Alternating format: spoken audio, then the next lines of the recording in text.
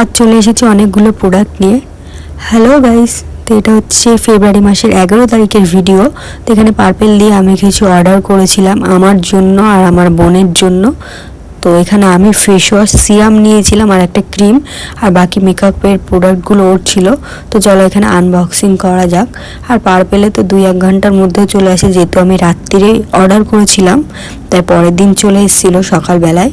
তো এখানে দুটো গুড ভাইবসের ফেস ওয়াশ, একটা স্টিক্সের সিরাম নিয়েছিলাম, যে সিরামটার ফেস ওয়াশটা আমার ছিল আর ক্রিমটা, আর বাদ বাকি পার্সেলগুলো বোনের ছিল। মেকআপের প্রোডাক্ট ছিল, কিছু নিয়েছিল। আমার মেকআপের প্রোডাক্ট লাগে না, যেহেতু আমি বাইরে বেরাই না, তাই জন্য।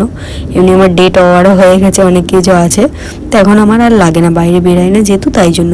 তো এখানে দুটো হচ্ছে গুড ভাইবসের শিট মাস্ক ছিল, যেটা ফ্রি পেয়েছিলাম।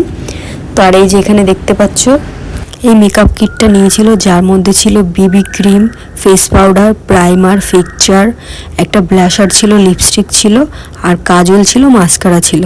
তো ওই মেকআপ কিটটা ওর 650 টাকা মতো নিয়েছিল, যার মধ্যে সব কিছুই ছিল। তার এই যে বিকেলবেলাও চলে এসেছিলো ওটা নেওয়ার জন্য। মনাকে পড়তে নিয়ে আসতে গেছিলাম।